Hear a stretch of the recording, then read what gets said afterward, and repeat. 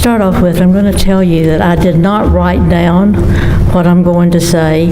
I did write an outline so that I wouldn't forget anything.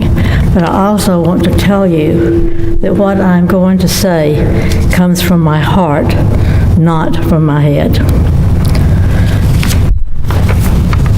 I think I better start at how I first came to be at this church.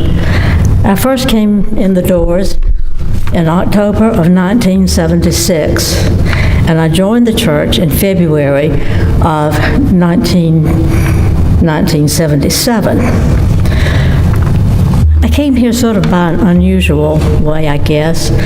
I had moved to this side of town from out near Grant Park. I had gone to Grant Park Methodist Church for the first half of my life, and the second half of my life I've been here. I didn't know who I was when I walked in that door. I knew I was afraid of my shadow. I was afraid of people. I was still recovering from a divorce, although it had been several years. I was raising 3 daughters by myself. And every church I went into felt cold, did not feel welcoming, and the sermons were about why you should stay married. I didn't need to hear that right then. If I had not gotten a divorce, my daughters and I would have ended up in a gutter somewhere. I was in counseling with Dan Kills at Northside Hospital. He was the chaplain, and I worked at the doctor's building. So Dan knew I was looking for a church, and he said, "Barbara, I think you would like Sandy Springs Christian Church. I wish you would visit there." I said, "Okay, I'll give it a try."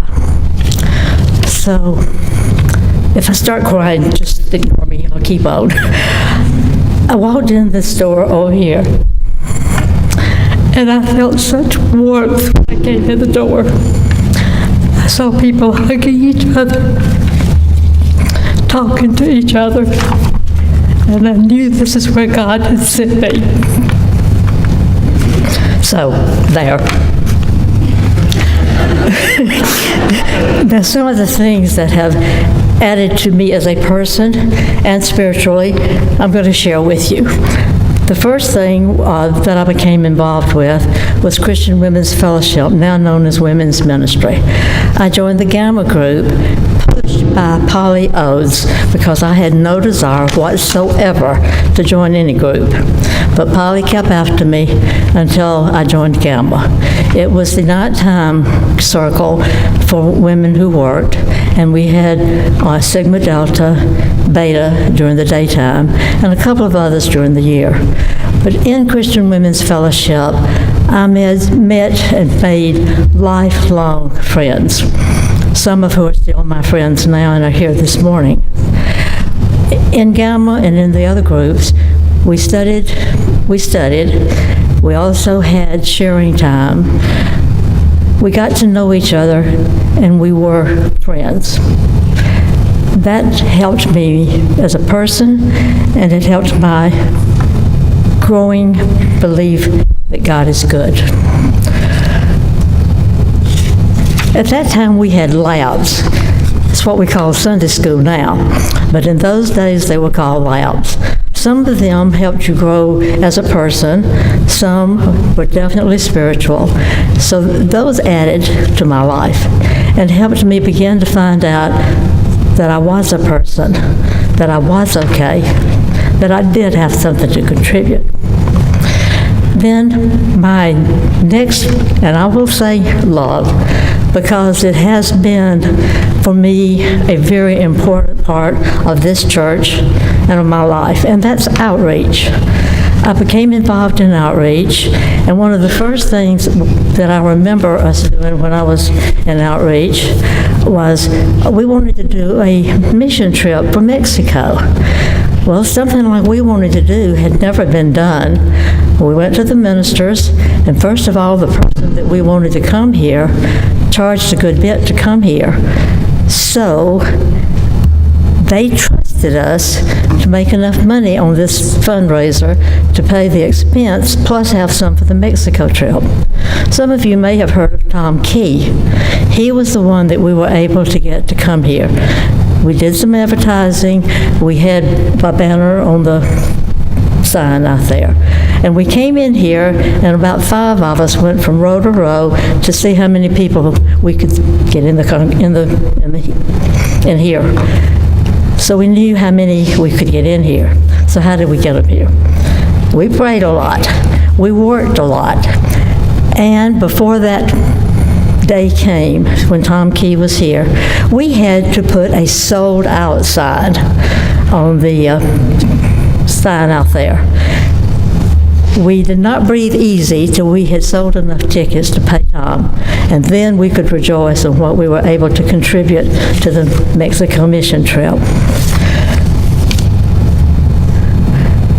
Outreach has done so much for so many people. And the reason I like outreach is because it gives me a chance to give back some of what has been given to me through the years when I needed help. Other things that we have done here that helped me both to grow as a person and in my spirituality was a trip to Israel. Lynn White led a group to Israel. We walked where Jesus walked. John Veidt, who started the Foundation for Hospital Art, went with us on this trip. We were able to go into a hospital there. We did not speak their language, they did not speak ours. But painting on the walls of a hospital, you don't need words, you just need smiles and love. And that's what we did while we were there. So that was another outreach project. Another one that I had that involved a trip was to India. And we went to the Bengali hospital there, and we were able to be in the hospital, to call ourselves helping. We got to see babies born, a really large tumor removed. We saw the work that was being done there under very primitive conditions. But it was God's work, and it was being done. We also worked in the school a little bit. We have been a part of Hunger Walk. We have walked, we have raised money so that many thousands of people would have food that would not have had food otherwise. Then our worship services. Our worship services are wonderful. We not only have really good sermons given to us by men of faith and women of faith. We have a wonderful choir. We have wonderful musicians. We are blessed every Sunday. When I first came here, when I found out we have communion every Sunday, I thought, what? In the Methodist Church, we did not have communion every Sunday. It didn't take me long to realize that communion every Sunday was one of the most important things for me about worship service. That's a time when I can talk to God.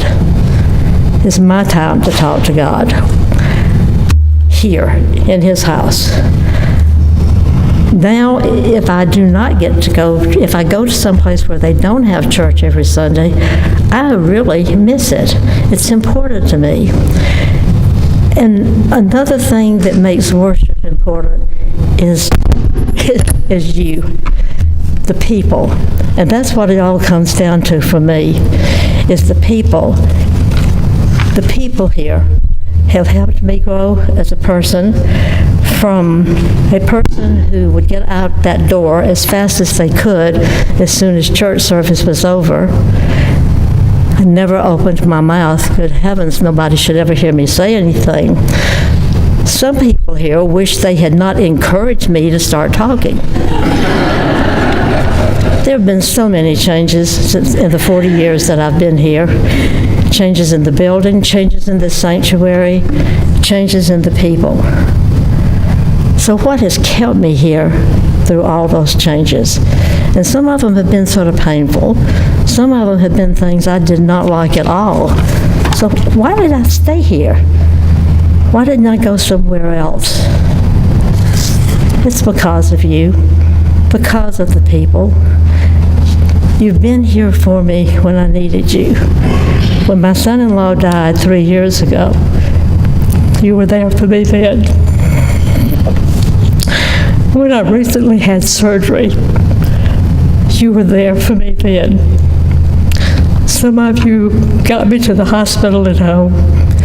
Some of you stayed the first night with me so I wouldn't be alone. You came to visit me. You were visiting Jesus when you came to visit me because I am one of his people. Why did I stay here? I stayed here for you, because of you. I want to, you probably cannot see this picture, but I want to show it to you and tell you what it is. This was taken on the Sea of Galilee.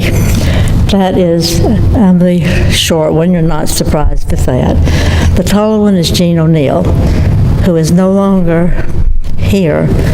But this morning, I think Jean is here. This was one of the most special times when we were in Israel, a sunrise service by the Sea of Galilee. And for me, you are my Sea of Galilee.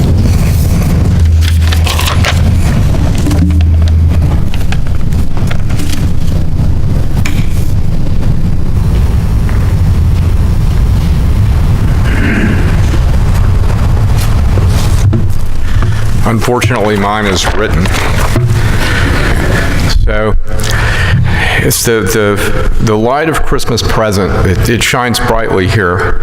And I thought through this, and it's for a number of reasons. And first, this is a very, I don't know if you've noticed, a very diverse congregation. In bean counting terms, we have women, men, straights, gays, lesbian, black, white, Hispanic, Asian, young, old, married, single, and committed, single and looking. And we have, in political terms, we have, in philosophical and theological terms, we have folks who want to make America great again. And we have folks who want Medicare for all. We have cynics, solipsists, determinists, utilitarians, positivists, absurdists, objectivists, nihilists, existentialists, reductionists, Epicureans, and even hedonists, though they deny it. There are almost 200 major Protestant denominations or denominational categories in the United States, and we probably have the thinking of about 100 or so represented in this church. We all get along most of the time.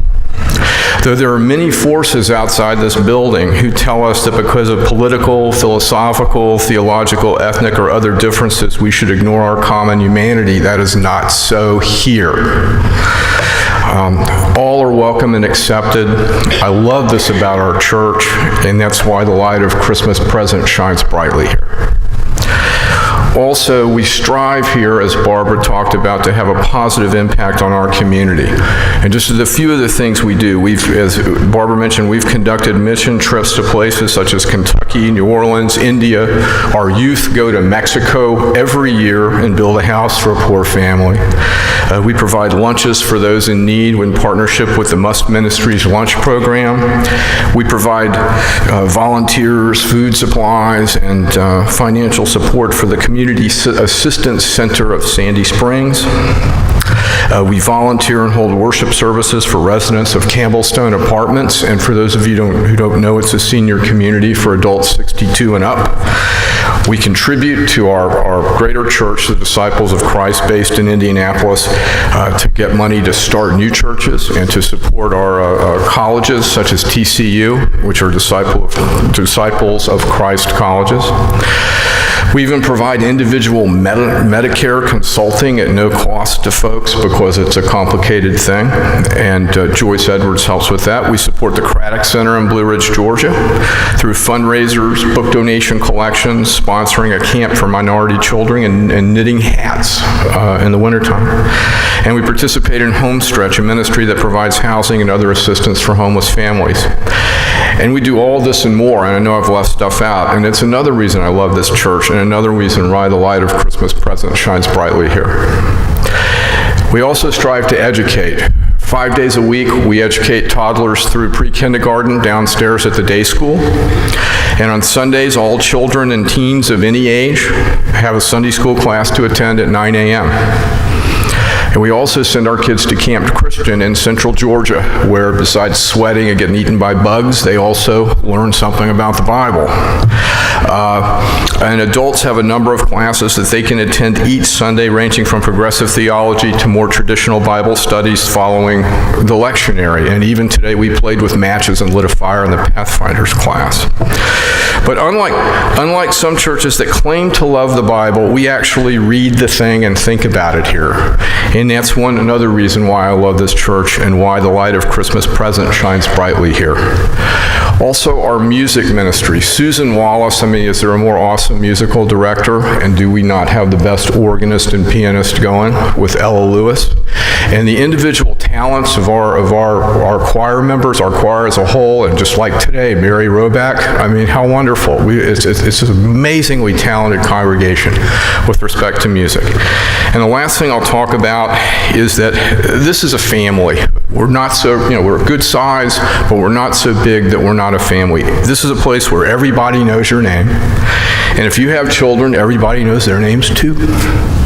And two of my sons, Jonah and Jared, started coming here when they were 1.5 years old. And they were in the nursery with Sue Leverett. They're now 18. And I have never once wondered where they were or feared for their safety when they're here, even when Jonah broke his leg wrestling with Notorious down in Dunlap Hall. Every week, Barbara Duren and Nathan Brown circulate emails to the elders and also folks who are involved in our Caring Made Visible ministry. And we know who wants our prayers, who is sick, and who just needs a call or a visit. And that happens. Members who are ill or visitant and are often given a prayer shawl knitted by our members. Joyce Edwards ensures that folks who need them receive meals. We take care of each other here. We are family. We love each other. And that is why the light of Christmas present shines brightly here.